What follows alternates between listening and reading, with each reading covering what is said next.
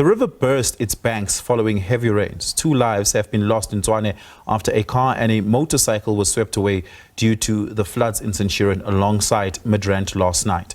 Several people have been rescued in various rivers in the area after they got stuck in the river while inside their vehicles. We now speak to Calvin Glutler, SABC News reporter. Calvin, you were following the story of the man who had jumped into the river in Hennops after being chased by security guards. What do we know about this incident?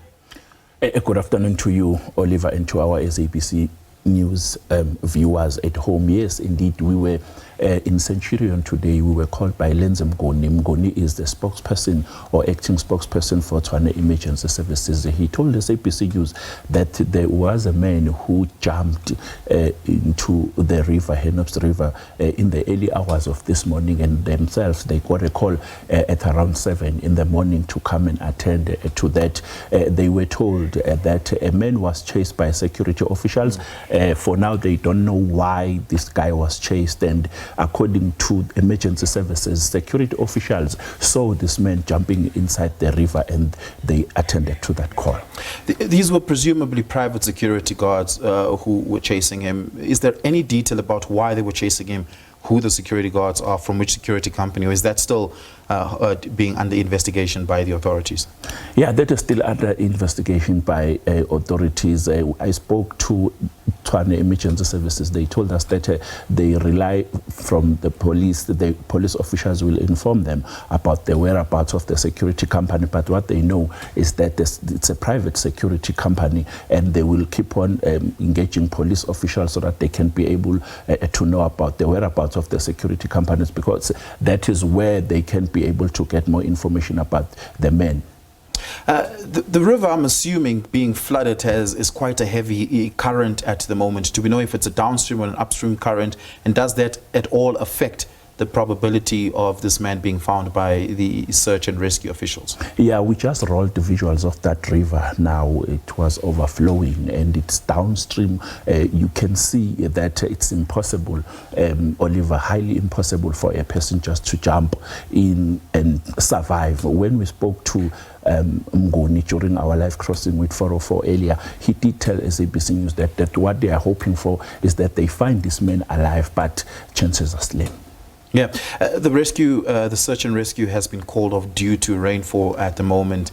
We're not sure about the weather conditionalities going into the evening. When did, at least what time do the authorities hope to be able to continue with the search and rescue? They were hoping to continue later today, but before coming here, I spoke to Mngoni from Tshwane Emergency Services. He told me that even now it's raining in that area, so it will be impossible or highly impossible for them to resume operations. They are hoping for that at least maybe tomorrow morning they can be able to go back there and try to find this man, because he told SABC News that they won't rest until they found him. Rivers and dams connect to other bodies of water, presumably. We're not quite sure where Hennops connects to, but if they return, where are they going to go start the search and rescue? Do they have a sense of it, given that it would be hours or almost 24 hours after the fact of this man jumping into the river?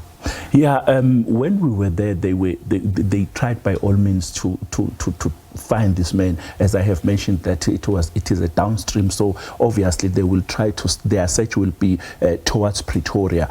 We will communicate again with Tshwane Emergency Services and find where exactly are they going to, because before it was halted, they were searching, I think next to a Centurion where we were, but I think tomorrow, because they spent almost 4 hours in one place and then they had to move to another place, which means they didn't find this man. So hopefully tomorrow they will have to go to another place and search for this man. Well, you had all able to observe the search efforts by the authorities. I'm asking them to ask what apparatus and tools were in use. Was it boats on the river? Was it were they searching from the banks of the river? Were they using helicopters? What exactly were they using for the search effort? They were searching from the banks of the river, because emergency services told us that this river, that river is dangerous. So even themselves, they have to be cautious. Oliver, they have to make sure that they are protected.